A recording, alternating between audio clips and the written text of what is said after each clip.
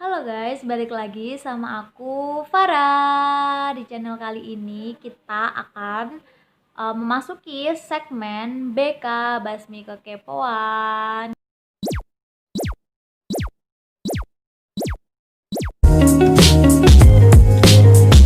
Di segmen BK ini aku bakal ngebahas tentang design thinking, atau aku bakal berbagi ilmu tentang design thinking. Bagi kalian yang bener-bener kepo banget tentang design thinking dan pengen tahu banget apa itu design thinking, jangan skip video ini, oke? Apa sih itu design thinking? Nah, design thinking itu adalah metode penyelesaian suatu masalah yang kompleks untuk mencari solusi seefektif dan seefisien mungkin.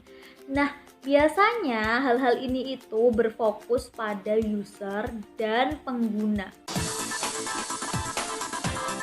Kira-kira apa aja sih manfaat design thinking? Nah nih, manfaat design thinking yang pertama yaitu design thinking itu dapat memecahkan masalah yang kompleks.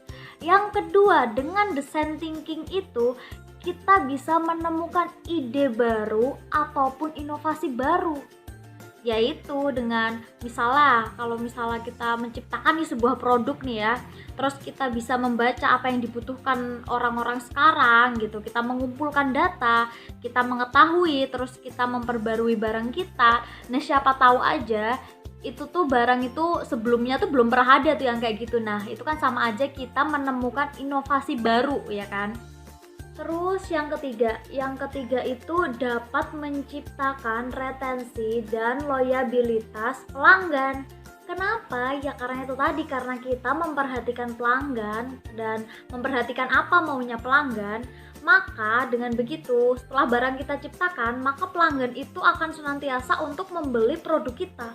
Karena itu yang mereka butuhkan gitu. Makanya itu kita harus melihat pelanggan atau user tuh butuhnya apa gitu. Nah, ini tuh bisa menguntungkan keduanya loh. Yang pertama, kita tuh juga bisa untung gara-gara produk yang kita pasarkan atau yang kita jual itu tuh sesuai dengan keinginan mereka. Jadi mereka tuh banyak yang beli. Nah, itu kan membuat omset tinggi untuk kita kan ya. Jadi kita bisa menjual barang itu dengan jumlah yang lebih banyak gara-gara banyak peminatnya gitu. Nah, terus apa manfaatnya untuk konsumen? Ya manfaatnya mereka bisa mendapatkan barang yang emang mereka butuhkan gitu. Kegunaannya tuh memang mereka butuhkan gitu. Jadi mereka juga nyaman untuk memakainya. Mereka juga merasa ini bukan barang yang cuma-cuma gitu. Jadi menguntungkan kedua belah pihak gitu.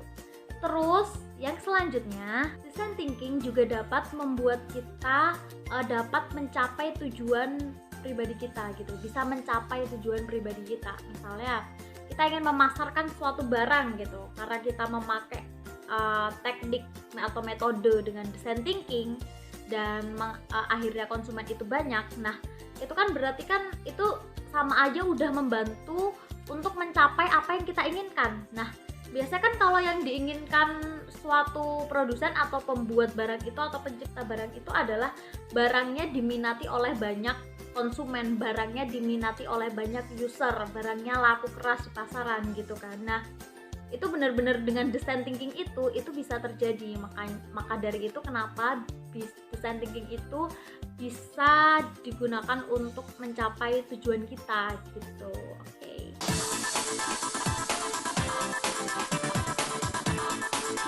Oke, sekarang kita akan membahas bagaimana sih cara mempraktekkan design thinking, atau bagaimana sih urutan-urutan ketika kita mau melakukan design thinking. Oke, urutan pertama atau tahap yang pertama yaitu empathize, yang berarti kita tuh harus memiliki empati dalam memahami permasalahan tersebut. Maksudnya gimana sih kita tuh harus memiliki empati? Ya kita nggak boleh egois dengan pendapat kita sendiri. Kita tuh harus bisa memposisikan posisi kita ketika kita tuh menjadi pelanggan. Kira-kira kalau misalnya aku nih yang jadi pelanggan nih, produk yang kayak gini tuh kurangnya apa sih? Gitu. Tahap yang kedua adalah define. Nah, di tahap ini itu kita tuh harus bisa mendefinisikan inti dari permasalahan. Dan mendefinisikannya itu tuh kita tuh tidak bisa egois dengan apa mau kita. Misalnya kayaknya kalau masalahnya kayak gini kayaknya cocoknya ini deh, atau nggak cocoknya kayak gini deh, pakai pendapat kita pribadi. Nah itu bener-bener nggak boleh banget. Tapi kita tuh harus mendefinisikan permasalahan sesuai sesuai apa yang dibutuhkan pelanggan gitu. Nah nyambung lagi ke tadi yang pertama, kalau yang pertama itu kita harus memposisikan gimana sih diri kita bila jadi pelanggan. Terus yang kedua ini, ketika kita misalnya udah jadi pelanggan nih, udah merasakan dari segi atau sudut pandang pelanggan nih, kita udah merasakan sudut pandang pelanggan, terus kita mengetahui apa sih masalah yang sebenarnya itu. Nah di Ventu itu untuk mengetahui masalahnya itu. Nah yang ketiga ini adalah tahap ideatif, yaitu setelah kita melalui tahap empathize dan melalui tahap define, yang dimana di kedua tahap itu kita sudah bisa memahami apa yang diinginkan oleh pelanggan atau pengguna, dan kita sudah menganalisis pokok-pokok permasalahannya. Nah maka di urutan yang ketiga ini, ideatif ini untuk memunculkan ide. Karena kan tadi kita sudah menganalisis apa yang dibutuhkan dan kita sudah menganalisis pokok permasalahannya gitu. Jadi secara otomatis kita juga harus bisa memunculkan ide.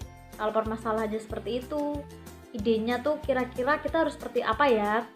Kalau misalnya yang dibutuhkan konsumen tuh seperti itu, misalnya seperti A, kira-kira ide apa ya yang harus kita buat biar memenuhi keinginan atau kebutuhan konsumen itu gitu. Terus tahap yang keempat itu adalah prototype, dimana tahap ini tuh bener-bener tahap yang penting banget, karena di tahap prototype ini kita tuh bakal menjadikan ide-ide yang udah kita buat itu menjadi sebuah barang atau sebuah hasil yang nyata yang pada akhirnya itu akan diuji cobakan kepada konsumen. Dan secara otomatis ketika kita mau membuat suatu barang itu kita tuh harus benar-benar merancangnya dengan sedemikian rupa biar menjadi hasil yang bagus, biar hasilnya tuh menjadi memuaskan dan bagus dan tidak mengecewakan konsumen.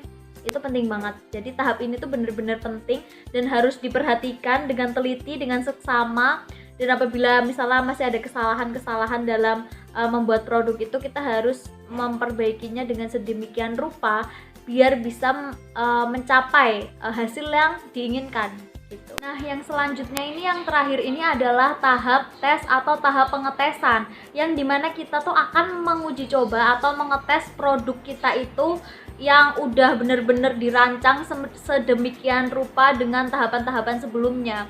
Nah dengan pengetesan itu kita tuh bisa mendapatkan feedback gitu ya dari orang yang mengetes barang kita itu. Nah dengan adanya feedback itu, maka kita bisa mengetahui apa sih kekurangan dan kelebihan barang kita sebelum dipasarkan. Nah itu juga penting banget ya guys.